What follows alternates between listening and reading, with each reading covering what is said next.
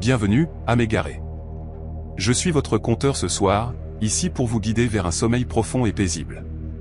Avant de commencer, n'oubliez pas d'aimer cette vidéo et de vous abonner pour plus d'histoires à frissonner sous la couverture. Dites-moi dans les commentaires d'où vous nous regardez et quelle heure il est. Et si une histoire en particulier vous hante, je suis tout oui. Ce soir, je vais vous emmener dans des récits où la peur et le mystère se mêlent à la réalité. Des histoires vraies, ou presque, où chaque choix peut basculer une vie dans l'horreur ou la délivrance. Préparez-vous à frissonner, car une fois que vous aurez commencé à écouter, il sera trop tard pour reculer. Je n'aurais jamais cru que la peur puisse me briser comme elle l'a fait cette nuit-là. Pourtant, elle l'a fait. Je m'appelle Landon Price. J'avais 21 ans. Et à cette époque, ma vie ne tenait qu'à un fil. Mon père nous avait abandonnés quand j'avais 12 ans, et ma mère s'était usée à la tâche pour nous garder un toit au-dessus de la tête. Quand j'ai intégré l'université à Seattle, les prêts étudiants m'engloutissaient déjà. Le loyer était en retard. Mon boulot à mi-temps à l'épicerie ne payait même pas assez pour manger, et j'avais commencé à sauter des repas pour économiser sur les manuels. C'est pourquoi, quand j'ai vu son profil, je n'ai pas balayé vers la gauche. Dorian Vance. 42 ans. Recherche quelqu'un de loyal. Allocation de $800 par semaine. Pas d'intimité, juste de la compagnie. La photo montrait un homme élégamment vêtu, mais son visage était caché derrière un masque. Pas un masque médical, non. Un masque en caoutchouc grotesque, aux rides profondes, comme si la peau d'un vieil homme fondait sous la chaleur. C'était à la fois ridicule et terrifiant. Pourtant, mon cerveau n'a pas vu le masque. Il a vu les $800. J'ai balayé vers la droite. C'est un match. Un message est apparu instantanément. Dorian, bonsoir, Landon. Je t'attendais. Moi, stupéfait, déjà? Bonsoir, Dorian. Je ne perds pas de temps. Tu veux que ça marche, n'est-ce pas? $800 par semaine. Pas de condition. Juste passer du temps avec moi. J'ai regardé mon téléphone, la gorge sèche. Moi? Il était sérieux? Juste, passer du temps, Dorian? Exactement. Un jeune homme intelligent comme toi mérite d'être récompensé pour sa compagnie. Tu ne le regretteras pas. Mon avis d'expulsion était scotché sur le frigo. Le propriétaire avait écrit dernier avertissement en rouge. J'ai pensé à ma mère, qui enchaînait les heures supplémentaires malgré sa santé fragile. J'ai répondu, d'accord. Quand est-ce qu'on se rencontre? La première rencontre eut lieu en public, dans un bar sur le toit du centre-ville de Seattle. Dorian portait un manteau sombre, des gants, et surtout, son masque.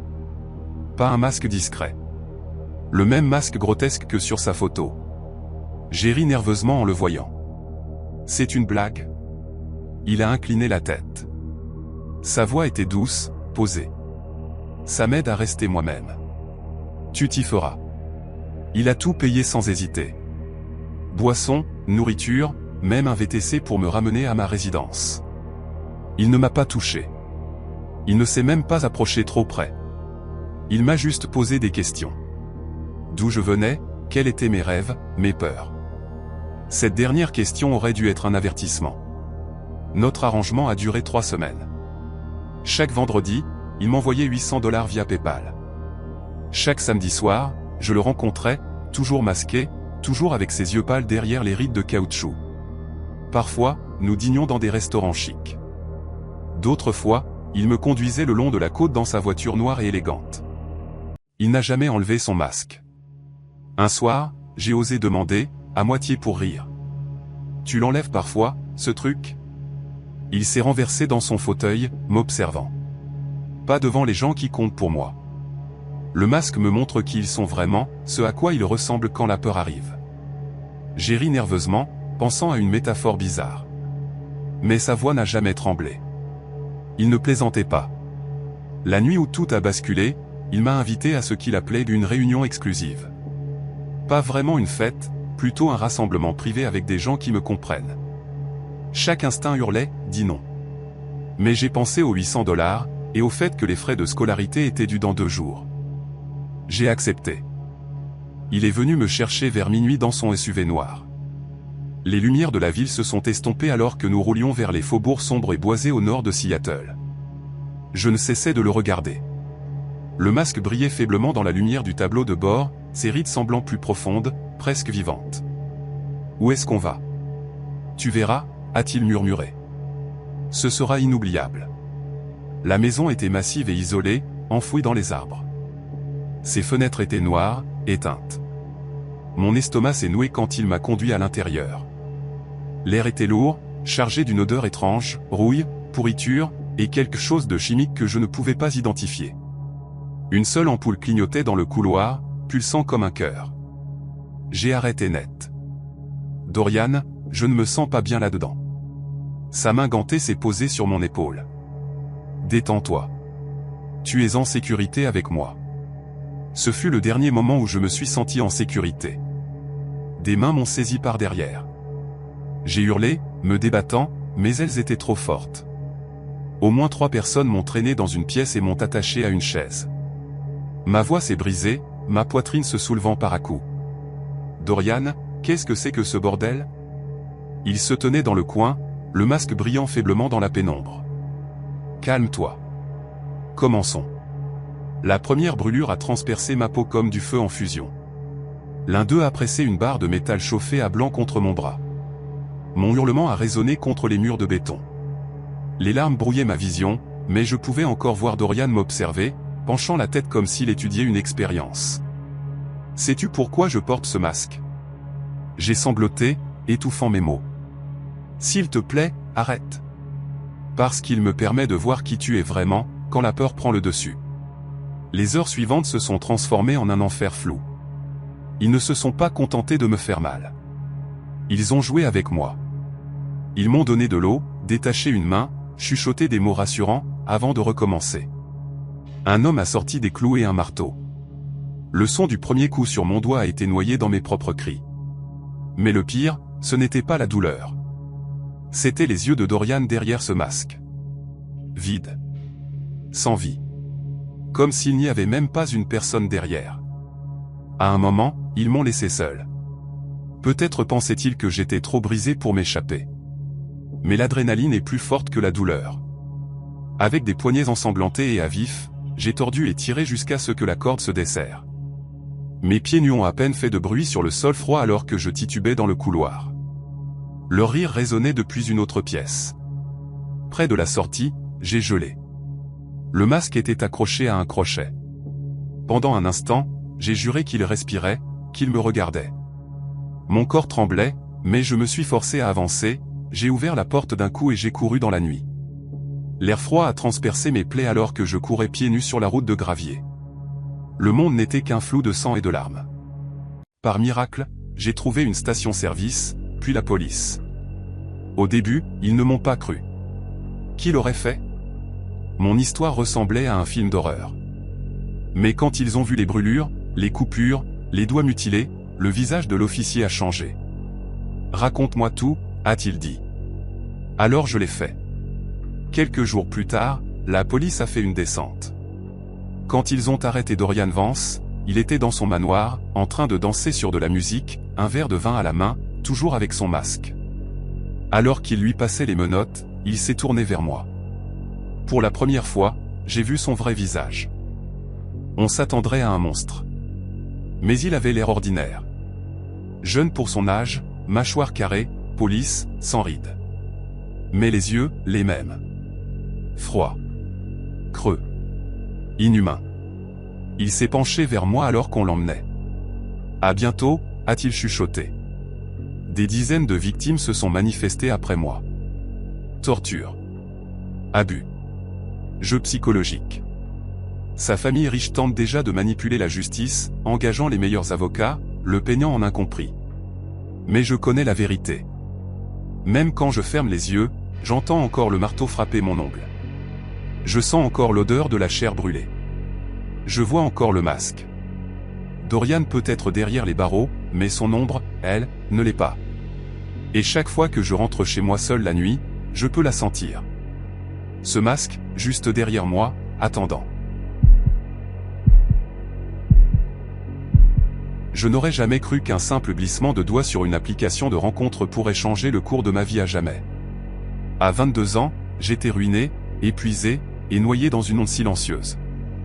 Mes parents avaient divorcé quand j'avais 16 ans. Ma mère s'était remariée et avait déménagé dans un autre état. Mon père, qui m'adorait autrefois, s'était enfoncé dans l'alcool et l'amertume jusqu'à ce que nous ne parlions presque plus. Je vivais dans une colocation à South Bank, à Melbourne, jonglant entre un emploi de barista le jour et des cours du soir à l'université. Je me répétais sans cesse que les choses changeraient un jour. Mais le poids des factures, du loyer et de la solitude pesait plus lourd que toutes les promesses d'avenir. Un soir, ma colocataire Mia a plaisanté.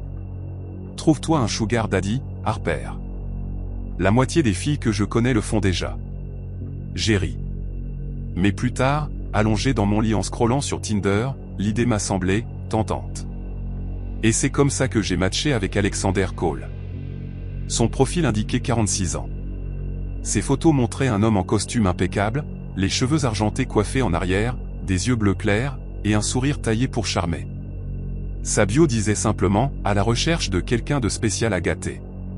Pas de pression, pas de jeu. Quand son message est apparu quelques secondes après que j'ai glissé vers la droite, « Bonjour, Harper. Tu as le genre de sourire qui pourrait illuminer une pièce.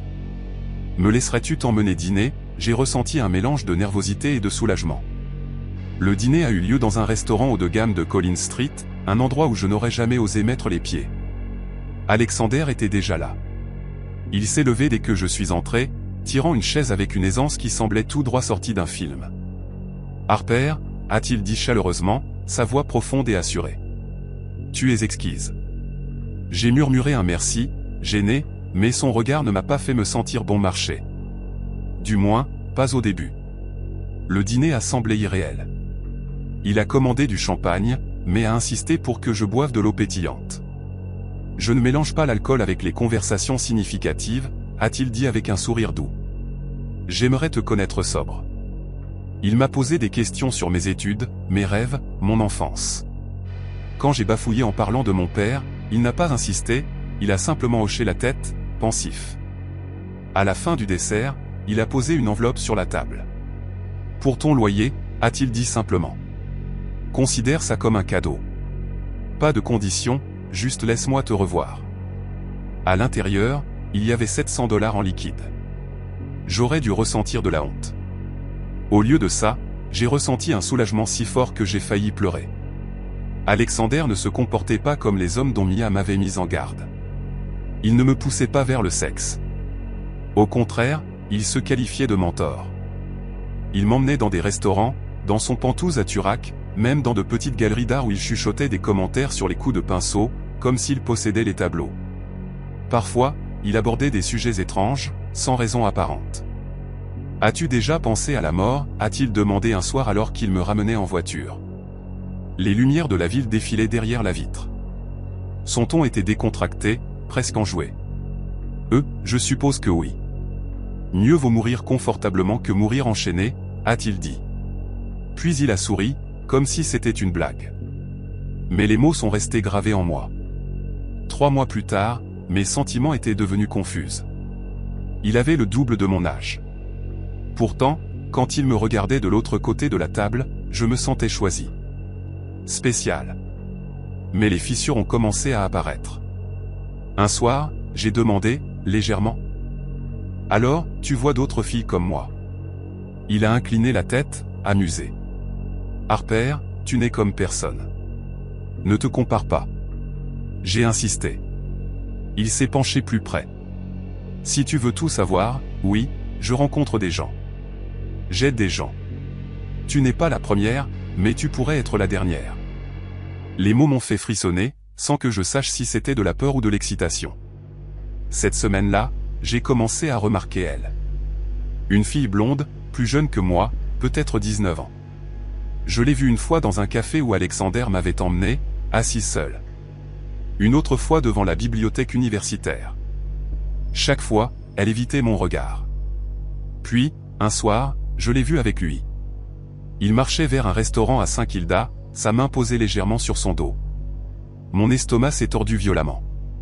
La fois suivante, dans son appartement, j'ai forcé un rire. J'ai vu que tu étais avec une très jolie jeune fille l'autre jour, Alex. » Ses lèvres se sont légèrement retroussées. « Ava. Une âme en détresse, comme tu l'étais autrefois. »« Une amie » ai-je répété, la voix tendue. « Ne prends pas cet air blessé, Harper. Toi et moi, nous sommes liés différemment. » Je ne savais pas si je le croyais. Mais la jalousie me consumait. 2 semaines plus tard, il m'a invité à ce qu'il appelait un petit rassemblement entre amis. Quand je suis arrivé, il n'y avait que moi, Ava, et lui. La soirée était lourde. Malaisante. Ava parlait à peine, ses yeux passant de lui à moi avec un mélange de peur et d'admiration. Alexander était charmant, racontant des histoires, versant de l'eau pétillante dans des verres en cristal. À un moment, je lui ai chuchoté dans la cuisine. « Ça va ?» Elle a souri faiblement. « Il m'aide. Il m'a sauvé. » Sa voix était plate. Répétez. Plus tard, Alexander a suggéré que nous descendions dans sa salle de collection au sous-sol. L'air y était plus froid, les murs de béton garnis d'étagères de bouteilles de vin et d'objets étranges. L'éclairage était tamisé. Ava se tenait maladroitement près du mur.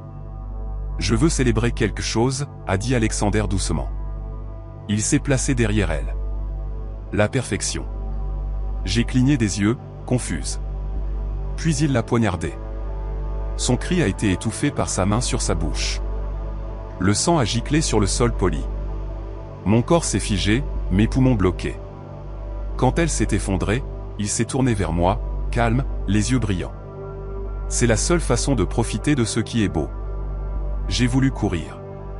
Crier. Mais mes jambes m'ont trahi. À la place, j'ai aidé. Je ne me souviens pas pourquoi. Peut-être la peur. Peut-être le choc. Peut-être que son emprise sur moi était plus forte que je ne l'admettais. J'ai aidé à traîner son corps. J'ai aidé à nettoyer le sang. Puis je suis parti. Pendant des jours, j'ai utilisé l'alcool, les pilules, n'importe quoi pour estomper les images. J'ai évité Mia. J'ai éteint mon téléphone. Mais les images revenaient chaque fois que je fermais les yeux. Les yeux d'Ava. Le son de son dernier cri. Puis les sirènes. La police dans l'immeuble. Des coups à la porte. Quand ils sont arrivés, j'ai parlé avant même que mon cerveau ne comprenne. Oui, j'ai aidé à cacher le corps. L'officier a figé, me regardant, et j'ai réalisé que peut-être je n'avais pas parlé à voix haute. Peut-être que c'était juste dans ma tête. Le procès a eu lieu des mois plus tard. Les journaux étalaient son nom. Alexander Cole, 47 ans, conseiller financier, accusé de meurtre. Il parlait du corps d'Ava, retrouvé des semaines plus tard dans une décharge, d'abord entassé dans un congélateur. Il parlait de moi. L'étudiante compagne. La jeune femme trop impliquée pour s'échapper. Au tribunal, il m'a regardé une fois. Une seule. Et ses yeux ont tout dit. Tu ne seras jamais libre de moi. Même maintenant, je me demande, étais-je sa victime, ou sa complice ? Parfois, la nuit, je fais défiler jusqu'à ce premier message sur Tinder. Les mots brillent sur l'écran comme une malédiction. Me laisserais-tu t'emmener dîner ? Je ne sais toujours pas si j'ai jamais eu le choix. Je pensais le connaître. J'avais 67 ans quand c'est arrivé. Et après 44 ans de mariage, je croyais qu'il n'y avait rien au monde que mon mari puisse faire pour me surprendre. Le mariage, après tout, repose sur la routine. On apprend à reconnaître le sourire fatigué de son partenaire, la grimace subtile quand il cache une douleur au genou, les petites habitudes qui deviennent aussi familières que les battements de son propre cœur.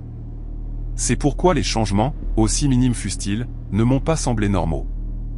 Un nouveau parfum, trop jeune, trop âpre. Un sourire qui persistait après un message. L'habitude soudaine de poser son téléphone face contre table. Je me suis dit que j'étais paranoïaque. Martin et moi avions survécu à l'éducation de 3 enfants, à 3 hypothèques, et à d'innombrables tempêtes de la vie ensemble. Il était mon partenaire, mon ancrage. Mais parfois, vos instincts savent avant votre cœur. Tout a commencé avec Sierra Daniels.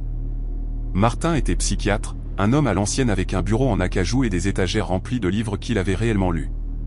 Il avait toujours été gentil avec les parents en difficulté, réduisant souvent ses honoraires ou offrant du temps supplémentaire quand il savait que les familles ne pouvaient pas se le permettre.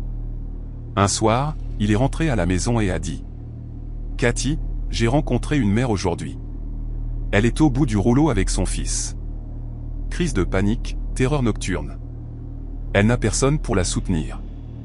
Je lui ai dit que je la mettrais en contact avec des ressources. » C'était Martin. Toujours le sauveur. Toujours celui sur qui les gens pouvaient compter. J'ai rencontré Sierra un mois plus tard. Elle ne ressemblait pas à la mère épuisée et inquiète que j'avais imaginée. Elle avait des cheveux brillants, un maquillage chargé, des lèvres qui semblaient sculptées par un chirurgien, et des robes qui plongeaient trop bas pour une soirée polie. Sa poitrine, eh bien, elle entrait dans une pièce avant elle. « Merci, Dr Ban », a-t-elle dit la première fois qu'elle est venue dîner, ses yeux ne quittant jamais le visage de mon mari. « Je ne sais pas comment je survivrai sans votre aide. » Martin rayonnait comme un garçon félicité par son professeur préféré. Au début, je l'ai cru. Lui aussi. Après tout, il avait passé toute sa carrière à aider les gens. Pourquoi cette fois serait différente? Mais bientôt, les détails ont commencé à glisser. Le fils n'a plus jamais été mentionné. Quand j'ai demandé des nouvelles du garçon, les réponses de Sierra sont devenues vagues. Il s'en sort, murmurait-elle avant de détourner la conversation. Martin a commencé à prendre des appels dehors, sa voix étouffée. Ses heures s'allongeaient tard dans la soirée. Puis il y a eu les reçus, des sacs à main de boutiques où je n'avais jamais mis les pieds, des dîners dans des restaurants bien trop chers pour nos soirées habituelles. Je voulais croire au meilleur. Mais la vérité a une façon de suinter, peu importe à quel point on l'enveloppe. Une nuit, je l'ai entendu au téléphone dans le bureau. « Je ne peux pas continuer comme ça, Sierra. Tu as promis que tu te remettrais sur pied. » Mon estomac s'est retourné. Je ne l'ai pas confronté. Peut-être par peur. Peut-être par orgueil. Mais quelque chose en moi avait besoin de preuves. Avait besoin qu'il révèle la vérité sans que j'aie à demander. Les preuves sont venues par couches. Une conférence à Reno où il n'a pas voulu que je l'accompagne, alors qu'il avait toujours insisté pour que je vienne pendant des décennies. Un mensonge négligent sur le fait que Sierra était une représentante médicale, alors que je savais qu'il l'avait présentée comme la mère d'un patient. Son visage qui se crispait quand je demandais des détails. Un matin, alors qu'il ajustait sa montre à la table de la cuisine, il a dit « Juste de nuit. Je serai de retour avant que tu ne t'en rendes compte. » « Sierra sera là-bas ?» ai-je demandé. Il a gelé, juste une seconde. Mais c'était suffisant. Elle le sera peut-être. Elle est impliquée dans le domaine médical. Ah. Je pensais que son fils avait de graves crises d'angoisse. Il en a. Un TDAH. Il est sur le spectre. Je me suis penché en avant. Je croyais que tu avais dit que c'était des crises de panique. Ses yeux se sont levés, pris dans le filet de ses propres contradictions. Aucun de nous n'a parlé. Ce silence a hurlé plus fort que n'importe quelle accusation. Je me suis excusé, suis allé dans la salle de bain, et suis revenu en tenant l'alliance qu'il avait laissée sur le comptoir. « Ton doigt rétréci ?» Elle a dû glisser. Il a avalé sa salive. « Cathy ?» J'ai enfilé l'alliance sur une chaîne et l'ai passée autour de son cou. « Alors porte-la où elle ne tombera pas. » Il n'a pas discuté. Il est parti avec une valise et son ordinateur portable. « De nuit », a-t-il dit. Quand 3 jours se sont écoulés sans un seul message ni appel, ma poitrine s'est serrée d'une terreur sourde. J'ai composé son numéro encore et encore.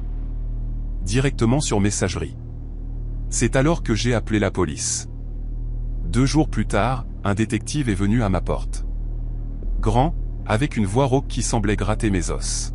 « Madame Ban », a-t-il dit en enlevant son chapeau. « Nous avons retrouvé le corps de votre mari. » Le monde a ralenti jusqu'à devenir du sirop.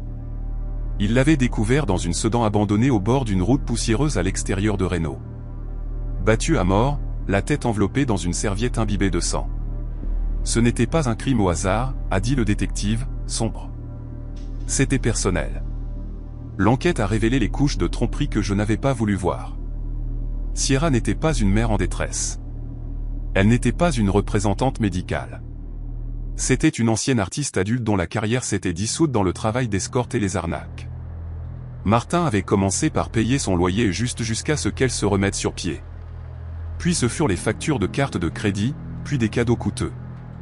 Il se disait qu'il l'aidait.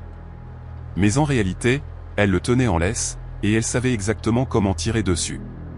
Quand Martin a essayé de la lâcher, elle est devenue furieuse. Des images de surveillance d'hôtel les montraient en train de se disputer dans un couloir. « Tu es un parasite. »« C'est fini », avait crié Martin. Sierra n'a pas pris le rejet à la légère. Elle a appelé son ex-petit ami, un homme nommé Eddie Vance, dont le casier judiciaire était plus long que l'autoroute où ils avaient abandonné le corps de Martin. Ensemble, ils ont ourdi leur vengeance. Eddie a apporté la barre de fer. Sierra a apporté la rage. Des témoins les ont vus attendre dans le parking de l'hôtel. Quand Martin est sorti, valise à la main, ils ont bondi. Selon la confession de Sierra, Martin a supplié pour sa vie. Elle a dit à Eddie de faire en sorte que ce soit moche. Et il l'a fait. Quand la police a arrêté Sierra, elle ne semblait pas repentante. Sa photo de mugshot la montrait presque en train de sourire, comme si ce n'était qu'un autre contretemps. Eddie a pris un accord de plaidoyer. 30 ans. Sierra, condamnée pour meurtre au premier degré, passera le reste de sa vie derrière les barreaux. Et moi ? Je vis avec l'image des derniers instants de Martin. Seul. Trahi. Réalisant trop tard le coup de ses choix. Il y a un détail qui me console et me déchire à la fois. Quand ils l'ont trouvé, sa main serrait l'alliance que j'avais enfilée autour de son cou. Peut-être a-t-il pensé à moi dans ces dernières secondes. Peut-être a-t-il souhaité avoir choisi différemment. Je ne le saurai jamais. Ce que je sais, c'est ceci. Même les esprits les plus brillants peuvent être aveuglés par le désir. Même les mariages les plus solides peuvent se briser sous le poids des mensonges. Et les monstres ne viennent pas toujours des ruelles sombres. Parfois, ils franchissent votre porte d'entrée, parfumés et souriants. Je n'aurais jamais cru que je le ferais vraiment. J'étais une étudiante fauchée, vivant dans un appartement minable de 2 chambres avec un colocataire qui payait toujours son loyer en retard et laissait s'empiler des assiettes sales comme une tour de Pise penchée dans notre évier. Entre les frais de scolarité, les manuels et les courses surtaxées, je courais à la catastrophe. Mon boulot sur le campus à la bibliothèque couvrait à peine les factures, et j'avais commencé à compter les pièces dans le porte-gobelet de ma voiture pour m'acheter des nouilles. C'est alors que le profil est apparu. Pas même une publicité, vraiment. Juste un profil Tinder. Damien. 45 ans. Cherche un de Sugar Baby. $700 par semaine. Pas de sexe, juste de la compagnie et de petites faveurs. J'ai fixé ces photos longtemps. S'il avait 45 ans, alors j'en avais 60. Il en avait 30, 31 au grand maximum. Rasé de près, mâchoire carrée, cheveux noirs soigneusement coiffés sur le côté, un peu trop lissés. Sa bio était courte et directe. Pas de citations motivantes, pas de selfies en flex, pas de photos de pêche comme la moitié des autres mecs sur l'appli. Juste ces mots, $700 par semaine. Pas de sexe. Ça hurlait arnaque ou pire. Mais $700, c'était plus que ce que je gagnais en un mois. J'ai matché avec lui. Presque instantanément, un message est apparu. Damien, salut, mon cœur. J'ai grimacé à ce mot. Mon cœur. Ça sonnait comme ce que les mecs glissants dans les bars disaient juste avant de te toucher le bas du dos sans demander. Mais 700,CET700, c'était 700,CET700. Moi, salut. La conversation a commencé simplement. Il m'a demandé des nouvelles de l'école, de ce que j'étudiais. Je lui ai dit la psychologie, même si en réalité, je tentais juste de survivre au semestre. Il a dit qu'il gérait sa propre entreprise. J'ai demandé quel genre, mais il n'a jamais donné de réponse claire, juste que ça le tenait occupé. Il y avait quelque chose de trop lisse chez lui. Ses messages étaient propres, parfaitement ponctués, comme si chacun était relu avant d'être envoyé. Pourtant, il ne poussait pas. Ne disait rien de sexuel. Puis est venu le moment décisif. Damien, quel est ton Venmo ? J'aimerais t'envoyer la première semaine d'avance. Mon pouce est accéléré. J'ai tapé mon identifiant avec des doigts tremblants. 1 minute plus tard, mon téléphone a vibré. $700 reçus. J'ai fixé la notification, m'attendant à ce qu'elle disparaisse, à ce qu'un message d'erreur apparaisse, mais non. Moi, waouh. Ok. Alors, Qu'est-ce que tu veux en retour, exactement? J'ai survolé l'écran du doigt jusqu'à ce que sa bulle de saisie apparaisse. Damien, je veux juste que tu fasses quelques faveurs pour moi. Rien d'inapproprié, rien qui te mettrait mal à l'aise. Moi, comme quoi? Damien, la première chose est simple. Récupère un colis pour moi. Livre-le à ma maison. C'est tout. J'ai presque ri. Ça ressemblait au début d'un mauvais film. 700 $ pour récupérer une boîte? Impossible. Moi, d'où? Damien, je t'enverrai l'adresse. Je préfère ne pas faire ça via Tinder. As-tu un numéro où je peux te texter? Mon cerveau hurlait drapeau rouge. Mais j'étais fauché, désespéré, et curieux, Contre mon meilleur jugement, je lui ai donné mon numéro. Quelques secondes plus tard, un texto est arrivé. Numéro inconnu. Voici l'adresse de récupération. Voici aussi l'adresse de ma maison. Je ne suis pas là, mais tu trouveras une clé de secours sous le pot de fleurs bleues près de la porte. Entre et dépose le colis sur la table basse du salon. Assure-toi de verrouiller la porte derrière toi quand tu entres et quand tu sors. J'ai relu le message 3 fois. C'était étrange, mais après tout, s'il voulait que je dépose quelque chose à l'intérieur, ce n'était pas comme s'il m'attirait dans un entrepôt vide. Pourtant, j'ai hésité. Moi, ok. J'y vais. Alors que je sortais de mon allée, mon téléphone a vibré à nouveau. Damien, je suis sérieux. Verrouille la porte à chaque fois. N'oublie pas. La façon dont il l'a écrit m'a tordu l'estomac. La maison de récupération se trouvait dans un quartier délabré de la ville, où les trottoirs se fissuraient sous les mauvaises herbes et les réverbères clignotaient comme des étoiles mourantes. Son adresse m'a mené à une clôture en chêne métallique de travers, la porte pendante à une seule charnière. La maison elle-même semblait abandonnée, peinture écaillée, fenêtre condamnée. J'ai failli faire demi-tour. Puis un homme a rempli l'embrasure de la porte. Il était massif, les épaules larges, couvert de tatouages, sa tête frôlant le cadre de la porte. « T'es là pour le colis de Damien ?» a-t-il demandé. Sa voix était grave, basse et tranchante. « Ouais », ai-je dit, figé sur le trottoir. « Reste là. » Il a disparu à l'intérieur. Mon cœur battait à tout rompre. Il n'y avait pas une âme dans la rue. Quand il est revenu, il portait une boîte en carton de la taille d'une boîte à chaussures, tachée de sombre sur un coin. « Ouvre ton coffre. » Je l'ai fait. Il a placé la boîte à l'intérieur et l'a refermée soigneusement. Voilà. Merci, ai-je dit faiblement, déjà en reculant vers le siège du conducteur. Il a marqué une pause, plissant les yeux vers moi. Une dernière chose. Ma main s'est figée sur la poignée de la porte. Fais gaffe. Je n'ai pas répondu. Je suis monté en voiture, j'ai claqué la porte et j'ai démarré. La maison de Damien était l'opposé. Un manoir, des piliers de pierre parfaits, des haies taillées, une pelouse si verte qu'elle semblait fausse. J'ai attrapé le colis, trouvé la clé sous le pot de fleurs, et je suis entré. L'air était lourd de parfums de cologne coûteux. Les meubles brillaient, bois sculpté et coussins de velours. Le genre d'endroit qui hurlait argent. J'ai posé le colis sur la table basse. C'est alors que je l'ai entendu, un téléphone qui sonnait quelque part à l'intérieur. J'ai gelé. Mon téléphone a vibré. Damien ne répond à aucun appel qui ne vient pas de Marvin. Quoi?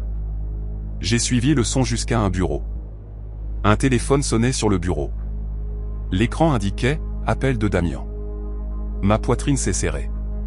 J'ai reculé, j'ai laissé le téléphone sonner, et j'ai verrouillé la porte derrière moi en fuyant. Ce n'était que la première course. Les semaines suivantes se sont brouillées. Conduire une BMW dans un parc au hasard, la laisser là, et revenir avec une voiture différente. Rencontrer un homme nommé Julio dans un dîner. Prendre une mallette verrouillée et la livrer à la maison délabrée. Rester assis avec Julio pendant des heures tandis que Damien envoyait des mises à jour par texto. À chaque fois, l'argent arrivait.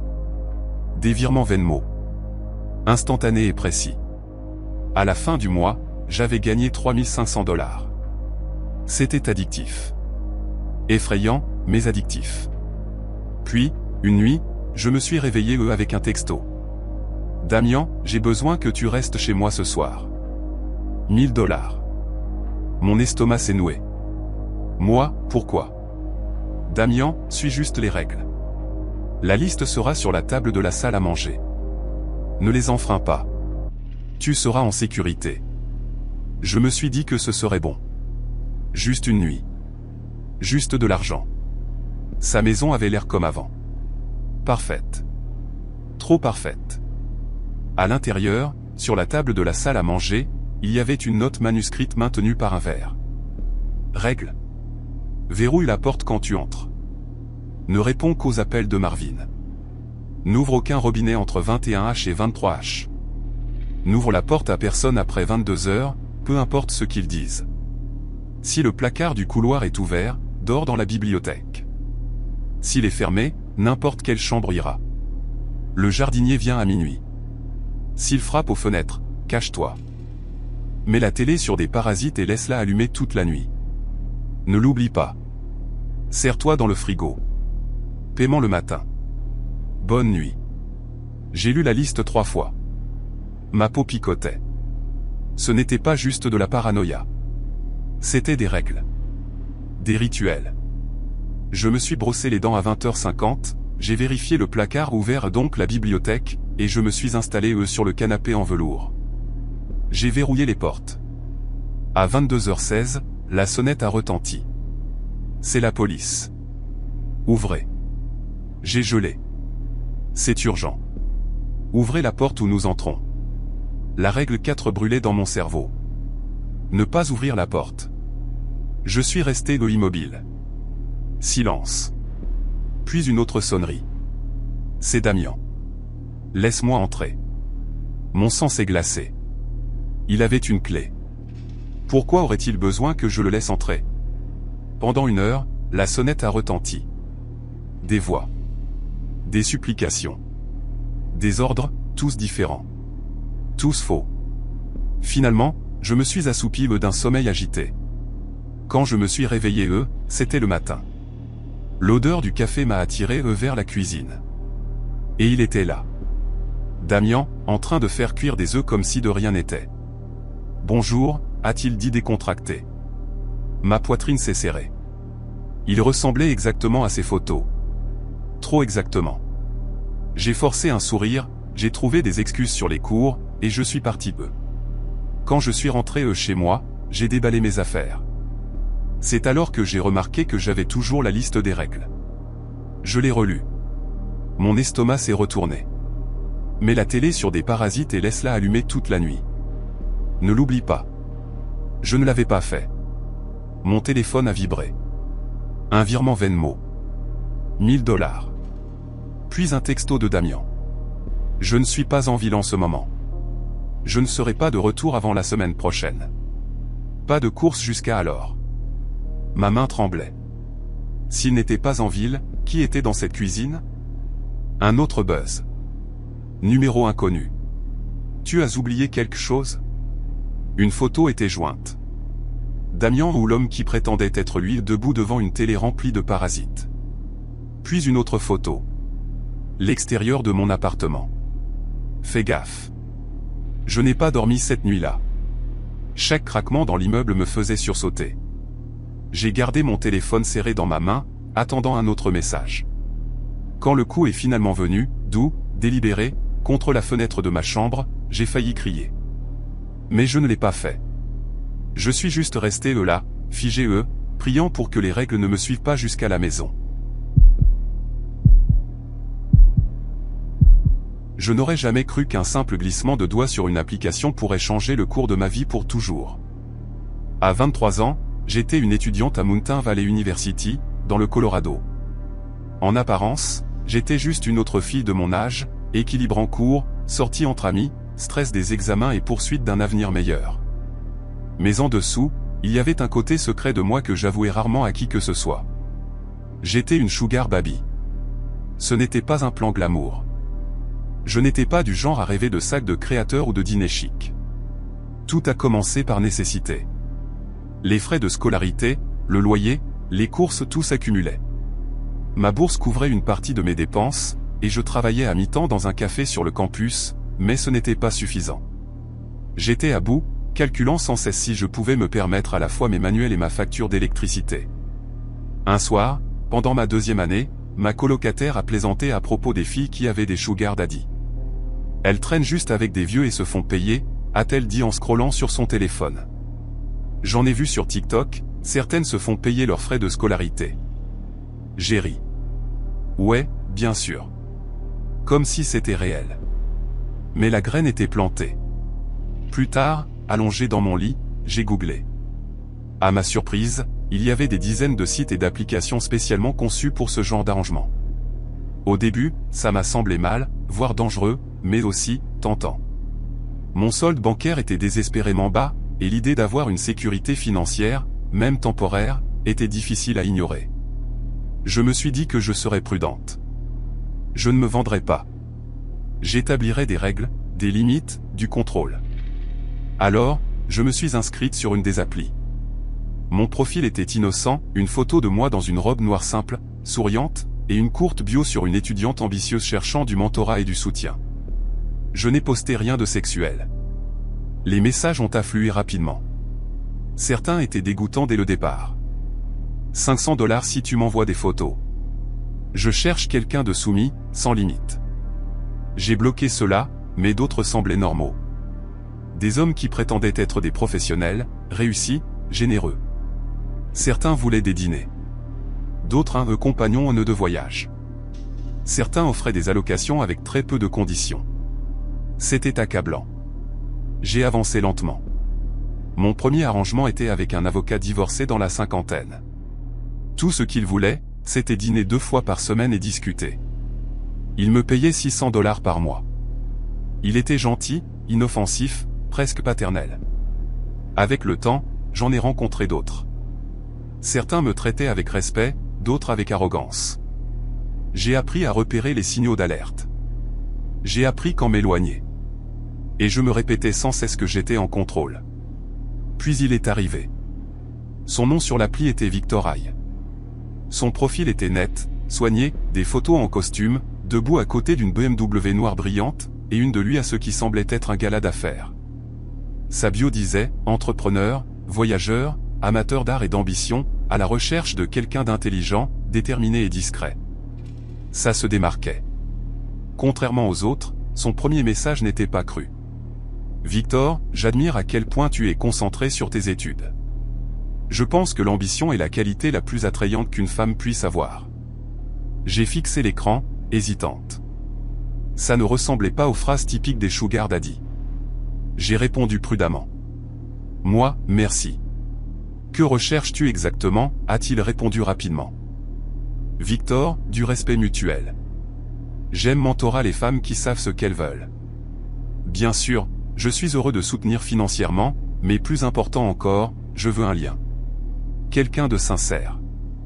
Un lien, pas juste de l'argent. » La façon dont il écrivait poli, articulé, confiant a fait baisser ma garde. Au cours des jours suivants, nous avons échangé des messages constamment. Il m'a demandé ma filière, mes objectifs, ma famille. Il a dit qu'il admirait mon indépendance. Il a dit que je méritais qu'on prenne soin de moi, pas que je stresse pour les factures. Une partie de moi voulait le croire. Quand il a suggéré de se rencontrer en personne, mon estomac s'est noué. Normalement, les hommes choisissaient des restaurants ou des hôtels chics, mais Victor a dit qu'il préférait l'intimité. Trop de regards en public, a-t-il écrit. La discrétion est importante pour nous deux. Il a suggéré de se rencontrer dans un petit parc près de Lakewood, en périphérie de la ville, tard le soir quand il y aurait moins de monde. J'ai hésité. Ça ne semblait pas juste. Mais il ne cessait de me rassurer. Tu peux me faire confiance. J'ai déjà fait ça avant. Tu seras en sécurité. Et comme une idiote, je me suis convaincu que ce serait bien. C'était un mardi. Je venais de rentrer d'un voyage pour voir mes parents après l'enterrement de ma grand-mère. Mes émotions étaient à vif. Mon esprit, épuisé. Je me suis dit que rencontrer Victor serait simple. Juste une discussion, rien de plus. Une autre étape vers la sécurité financière. J'ai fait mon sac soigneusement, portefeuille, clés, gaz poivré, téléphone. J'ai même partagé ma localisation avec une amie, au cas où, bien que je ne lui ai pas dit la vérité sur où j'allais. Quand je suis arrivé au parc, il était presque minuit. L'air était froid, et l'endroit étrangement désert. Le genre de silence où même tes propres pas semblent trop bruyants. Puis je l'ai vu. Victor. Il était adossé à sa voiture, une berline noire élégante qui avait l'air chère, mais détonnait sur le parking délabré. Il était plus grand que je ne l'imaginais, plus large, sa posture raide. Son expression était illisible. « Tu dois être clair », a-t-il dit doucement, utilisant le faux nom que je lui avais donné. « Ouais », ai-je forcé un sourire. « Longue journée, hein ?» Il a ouvert la portière passager. « Viens, parlons dans un endroit plus intime. » Ce fut ma première erreur. Les verrous ont cliqué quand la porte s'est fermée. Le son a fait sauter mon cœur. Au début, la conversation a semblé normale. Il m'a demandé où j'avais grandi, si je vivais seul, si ma famille savait où j'étais. Son ton était décontracté, mais les questions semblaient invasives. Non, ai-je dit fermement quand il a insisté à propos de mes parents. Il a souri, les yeux brillants. Les secrets sont bien. Ça rend ça plus excitant. J'ai essayé de rire, mais un malaise s'est tordu dans mon ventre. Quand il a quitté la route principale pour des rues plus sombres et plus étroites, la panique a commencé à s'infiltrer. « Où allons-nous » ai-je demandé. « Un endroit intime » a-t-il répété, trop calme. Il s'est arrêté devant une petite maison décrépite en bordure de la ville. La cour était envahie par la végétation, les fenêtres sombres. Elle semblait abandonnée. « C'est ici » a-t-il dit en descendant. Chaque instinct hurlait de courir, mais son regard m'a cloué sur place. À contre-cœur, je l'ai suivi. À l'intérieur, l'air était vicié, sentant le moisi et quelque chose de chimique. Les meubles étaient disparates. Le sol encombré de papier et de canettes. Rien ne ressemblait à l'image qu'il avait projetée en ligne. « Installe-toi » a dit Victor en souriant. Je me suis assise raide sur le bord du canapé, serrant mon sac. « Un verre » a-t-il proposé, brandissant un vin bon marché. « Non merci. » Il a froncé les sourcils, mais n'a pas insisté. Au lieu de ça, il s'est assis à côté de moi, trop près, son genou frôlant le mien. Sa main a glissé sur mon épaule. « Tu es tendu » a-t-il chuchoté. J'ai forcé un sourire. « Je pense que je devrais y aller. » Son sourire a disparu. « aller » a-t-il répété, la voix tranchante. « Oui, ce n'est pas ce à quoi je m'attendais. » Je me suis levé, me dirigeant vers la porte, mais il a été plus rapide. Sa main s'est refermée comme un étau autour de mon bras, me tirant en arrière. « Tu ne vas nulle part. » Sa prise était de fer. Il m'a poussé contre le mur, une main se plaquant sur ma bouche. Mon cri étouffé a résonné inutilement. J'ai donné des coups de pied, griffé, lutté de toutes mes forces. Mes ongles se sont enfoncés dans sa peau. Mes jambes se sont débattues. Pendant un bref moment, il a grogné de douleur quand j'ai porté un coup, desserrant son étreinte. J'ai presque réussi à me libérer. Il a attrapé une poignée de mes cheveux, tirant ma tête en arrière si fort que j'ai haleté. « Tu crois que tu peux t'enfuir » a-t-il sifflé. Son visage était à quelques centimètres du mien, ses yeux brûlants de quelque chose d'inhumain. Son autre main s'est pressée contre ma gorge, pas assez pour m'étrangler complètement, mais assez pour me rappeler qu'il avait le contrôle total. Les larmes brouillaient ma vision alors que je gémissais. « Pourquoi tu fais ça ?» Et puis il l'a dit, calme, froid, comme s'il parlait de la météo. « Je veux juste savoir ce que ça fait de tuer quelqu'un. » Les mots m'ont glacé. Mon cœur s'est arrêté. Ce n'était pas une question d'argent. Pas de compagnie. Pas même de sexe. C'était du meurtre. Ce qui a suivi a été le chaos. Un flot de luttes, de cris, de combats pour respirer. Mon corps s'est affaibli. Mon esprit hurlait pour m'échapper, mais sa force était écrasante. La dernière chose dont je me souviens, ce sont ses yeux. Vides. Détachés. Me regardant comme si j'étais une expérience. Je n'étais pas en contrôle. Je ne l'ai jamais été. Le lendemain matin, Claire Matthews, 23 ans, étudiante, a été signalée disparue. Son amie a dit qu'elle était rentrée tard cette nuit-là et n'était jamais arrivée chez elle. Des jours plus tard, la police a découvert ses restes dans un foyer derrière une maison abandonnée. L'homme connu sous le nom de Victor a été arrêté après que la police numérique a retracé ses messages. Son vrai nom était Aaron Mitchell. Quand on l'a interrogé, il n'a montré aucun remords. Il a simplement répété ce qu'il lui avait dit. Je voulais savoir ce que ça faisait de tuer quelqu'un. Il a été condamné à la prison à perpétuité sans possibilité de libération conditionnelle. Mais ça ne change pas le fait que l'histoire de Claire s'est terminée dans la terreur parce qu'elle croyait être en contrôle. Je n'aurais jamais cru que ma tentative de résoudre mes problèmes d'argent aurait failli me coûter la vie. J'avais 23 ans, je vivais dans un petit appartement loué au-dessus d'une laverie automatique dans une ville animée. Je venais de sortir de l'université. Et bien que je travaillais à temps partiel dans un café, ça couvrait à peine mes factures. Mes parents étaient des gens simples d'une petite ville rurale, du genre à croire que le travail acharné vous maintenait toujours à flot. Ils n'avaient aucune idée de à quel point la vie en ville était devenue chère. Loyer, électricité, transport, tout me écrasait. Je détestais leur demander de l'argent, alors je faisais semblant que tout allait bien, mais ce n'était pas le cas. C'est alors que j'ai commencé à entendre des chuchotements sur le sugar dating. Des filles de mon âge parlaient de sites où l'on pouvait rencontrer des hommes riches prêts à offrir un soutien financier en échange de compagnie. Certaines affirmaient qu'elles ne faisaient que dîner et gagnaient des milliers.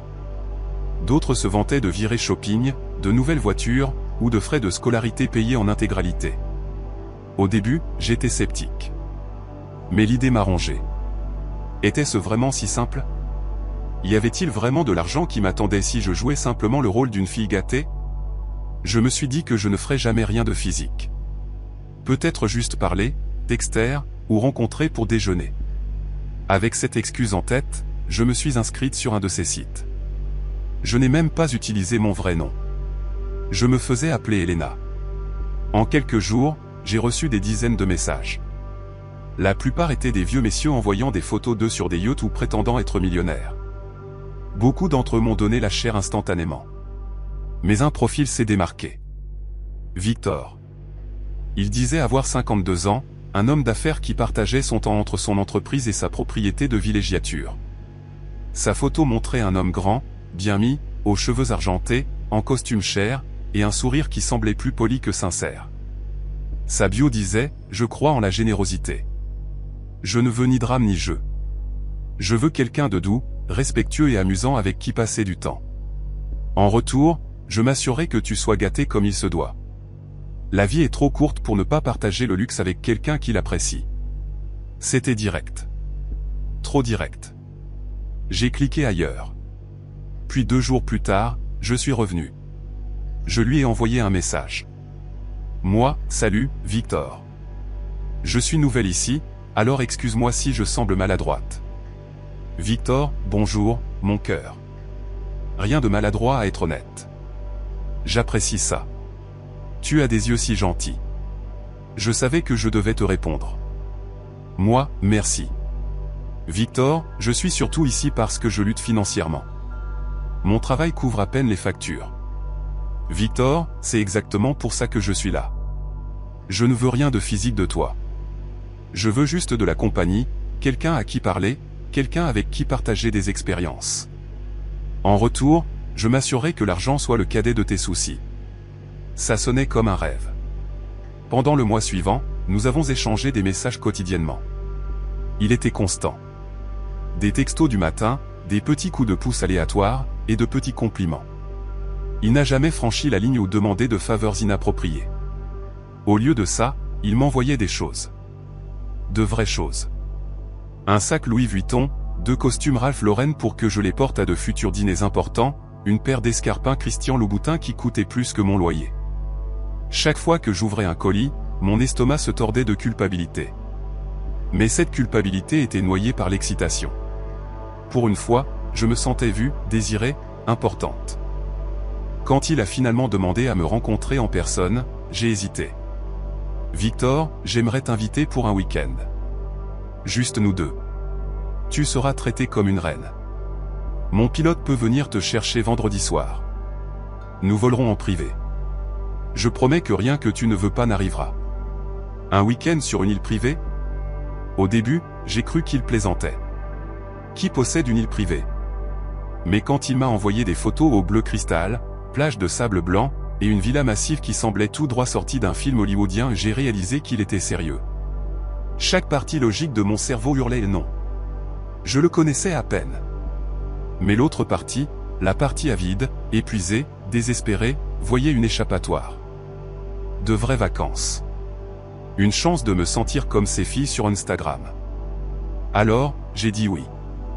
Vendredi soir, je me tenais dans le petit terminal privé de l'aéroport, serrant le sac à main de créateur qu'il m'avait envoyé, portant la robe Versace noire et élégante qu'il m'avait offerte pour mon anniversaire. Mon cœur battait dans ma poitrine alors qu'un jet élancé roulait vers moi. La porte s'est ouverte et Victor en est descendu. Il ressemblait exactement à ses photos. Costume impeccable, apparence soignée, le genre d'homme qui dégageait la richesse. Il a souri chaleureusement en me voyant. « Tu dois être Elena », a-t-il dit, sa voix lisse et répétée. « C'est bien toi. »« C'est moi », ai-je répondu nerveusement. « Tu es encore plus magnifique en personne. » Il s'est penché et m'a embrassé légèrement sur la joue.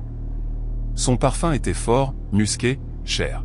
« Viens, offrons-toi le week-end que tu mérites. » À l'intérieur du jet, c'était un monde où je n'avais pas ma place. Siège en cuir doux, champagne au frais dans de la glace, un plateau de dessert délicat. J'ai essayé de faire comme si c'était normal, mais je ne pouvais pas m'empêcher de fixer tout. « Tu t'y feras », a gloussé Victor, remarquant mes yeux écarquillés. Le vol a duré environ 3 heures. Quand l'avion a commencé sa descente, il était presque minuit. J'ai regardé par la fenêtre et j'ai vu des vagues sombres scintiller sous la lumière de la lune, et au-delà, une immense étendue de terre éclairée par de faibles lumières dorées. « Mon île », a dit Victor avec fierté. « Un chez-moi loin de chez moi. » La villa était énorme, avec des fenêtres du sol au plafond qui donnaient sur une plage privée. Pendant un moment, j'ai eu l'impression de vivre un conte de fées, jusqu'à ce que je les voie. Dans le salon, près de la cheminée, 3 hommes plus âgés étaient assis. Ils avaient au moins 70 ans, peut-être plus. Leur peau pendait, leurs yeux étaient prédateurs, et la façon dont ils ont souri quand je suis entré m'a retourné l'estomac. Le ton de Victor a changé alors qu'il les présentait.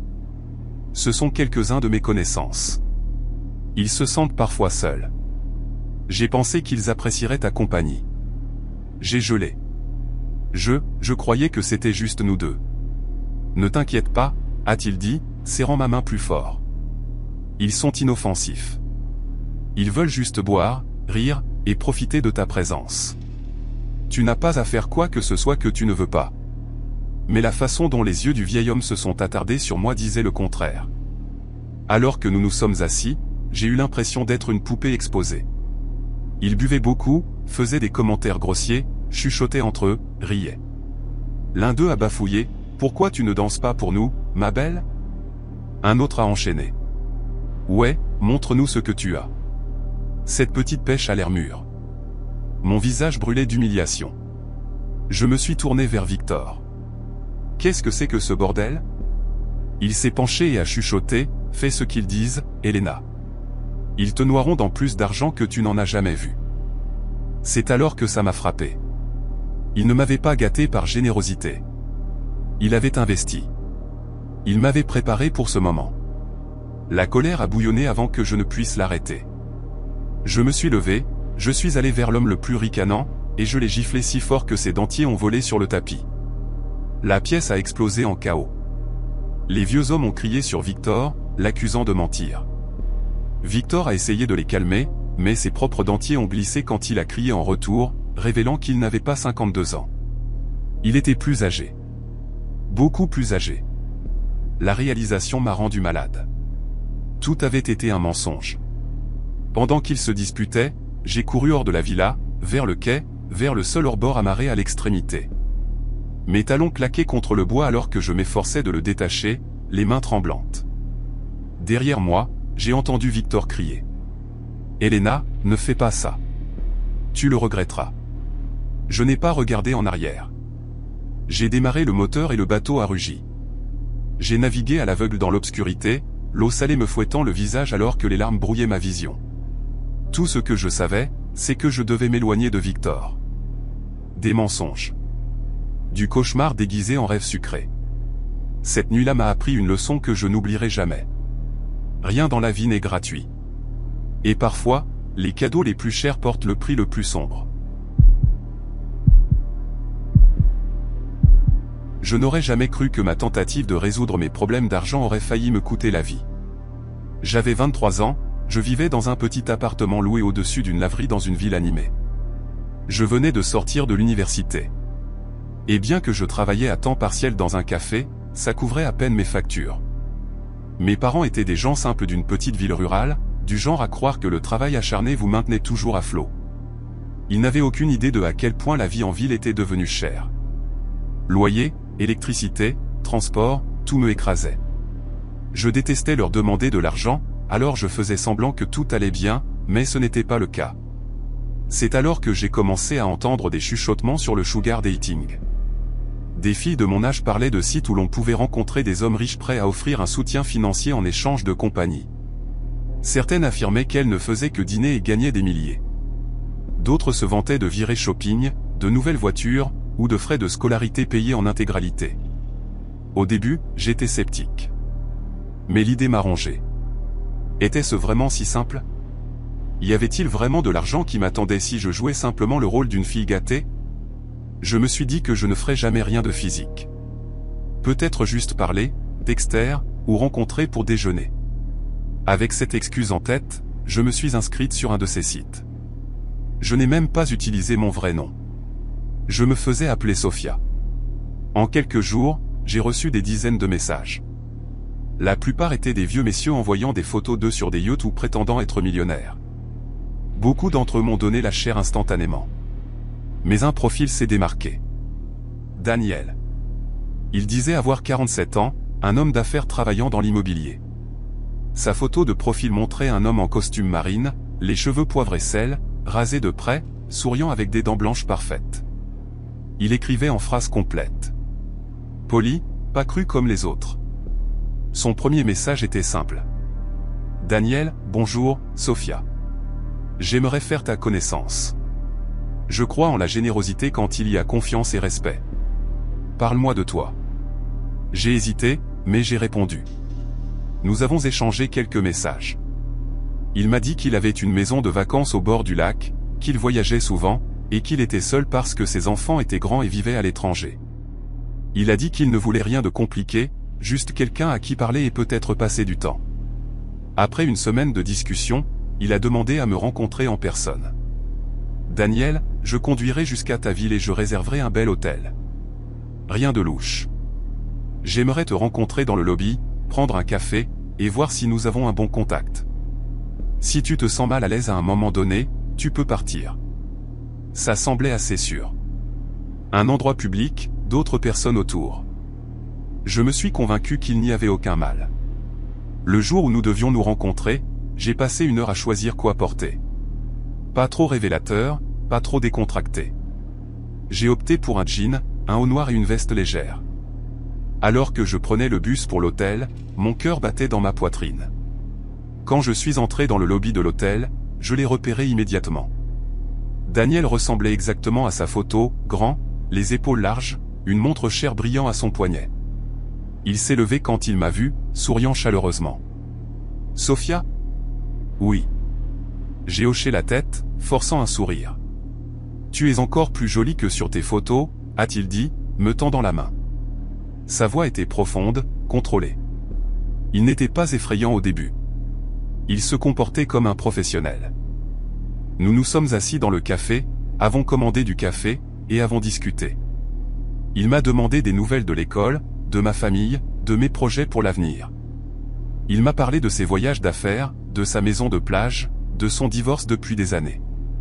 Je sais que cet arrangement peut sembler étrange, a-t-il dit, baissant la voix. Mais je suis sérieux quand je dis que je peux rendre ta vie plus facile. Loyer, facture, même une voiture. Je peux m'occuper de tout ça. Tout ce dont j'ai besoin, c'est de ta compagnie. La façon dont il l'a dit semblait répétée, comme s'il l'avait dit à de nombreuses filles avant moi. Mais à ce moment-là, tout ce à quoi je pouvais penser était l'avis d'expulsion en retard posé sur ma table de cuisine. Après 1 heure, Daniel s'est penché en avant. J'ai réservé une suite à l'étage, a-t-il dit doucement.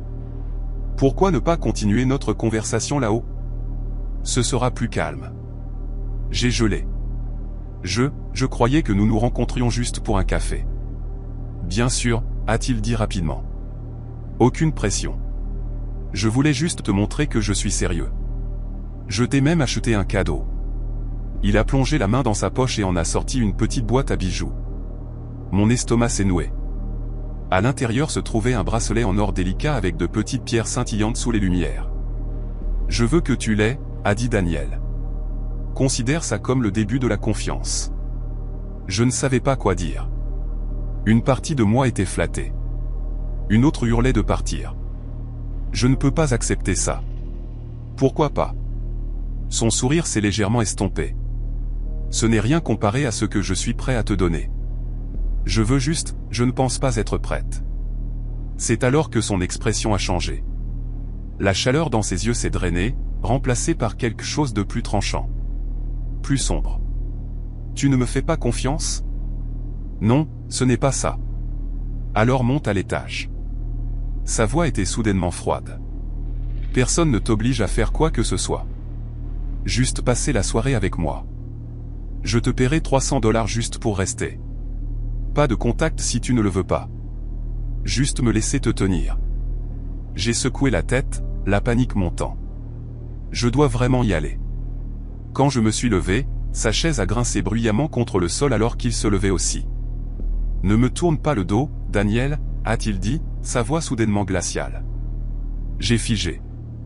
Des gens dans le lobby étaient à proximité, alors je n'étais pas encore terrifié, mais la façon dont il me regardait m'a donné la chair de poule.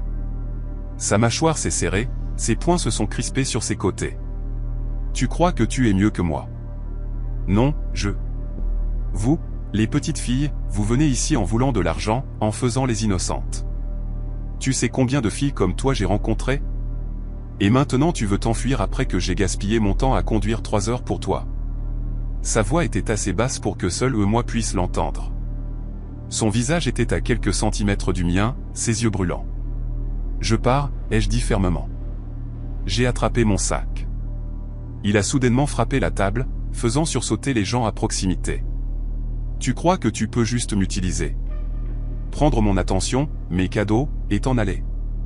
J'ai trébuché en arrière, mon cœur battant la chamade. Je me suis retourné pour partir, mais il a attrapé mon poignet, pas assez fort pour me faire mal, mais assez pour m'arrêter. Tu le regretteras, Sophia, a-t-il chuchoté. Je me suis dégagé et j'ai marché aussi vite que possible vers la sortie. Je n'ai pas couru. Je ne voulais pas attirer plus d'attention, mais chaque pas semblait brûler sous mes pieds. Quand je suis sorti, je n'ai pas vu sa voiture, mais j'ai eu l'affreuse sensation qu'il me regardait. Cette nuit-là, mon téléphone a vibré avec des messages de numéros inconnus. Inconnu, ingrate. Inconnu, tu paieras pour m'avoir humilié. Inconnu, ne pense pas pouvoir te cacher. Je sais où tu vis. J'ai bloqué chaque numéro, mais de nouveaux continuaient à arriver. Mon cœur battait à tout rompre à chaque notification. 2 jours plus tard, alors que je marchais vers mon cours, j'ai repéré un SUV noir garé près du campus. À travers le pare-brise, je l'ai vu. Daniel, assis là, lunettes de soleil sur le nez, regardant droit devant lui. Je me suis précipité dans un bâtiment et j'y suis resté pendant des heures, trop effrayé pour sortir. Quand j'ai finalement quitté par l'arrière, le SUV avait disparu. Pendant des semaines, il est apparu partout, devant le café où je travaillais, près de mon appartement, même en face de l'épicerie. Il ne s'est jamais approché, il regardait juste. Je me suis dit que je l'imaginais. Mais les messages prouvaient le contraire. Un soir, j'étais en train de déverrouiller mon appartement quand j'ai entendu des pas derrière moi. Mon sang s'est glacé. Je me suis retourné et il était là, debout sous le réverbère, souriant faiblement. « Pourquoi tu fais ça ?» ai-je demandé, ma voix tremblante. Il a incliné la tête. « Parce que tu m'as fait passer pour un idiot. Et je ne pardonne pas ça. » J'ai bafouillé avec mes clés, me précipitant à l'intérieur et claquant la porte. Il n'a pas essayé de me suivre, mais j'ai entendu son rire. Un rire bas, glaçant, qui a résonné dans mes oreilles toute la nuit. Des mois plus tard, juste quand je pensais qu'il avait enfin disparu, son visage est apparu aux infos. Homme d'affaires local arrêté pour le meurtre d'une étudiante de 21 ans. La victime s'appelait Emily Hart. Elle avait rencontré Daniel sur le même site que moi. La police a rapporté qu'il l'avait attiré chez lui avec des promesses d'argent, puis l'avait étranglé. Des voisins ont dit qu'il voyait souvent de jeunes femmes entrer et sortir de sa maison. Il avait des antécédents de violence, mais personne n'avait jamais porté plainte. Je suis restée figée devant la télévision, tremblante. Ça aurait pu être moi.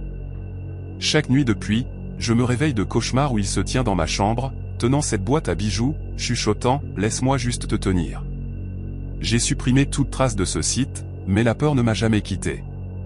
À ce jour, j'évite les SUV noirs. À ce jour, je me demande s'il m'aurait tué, moi aussi.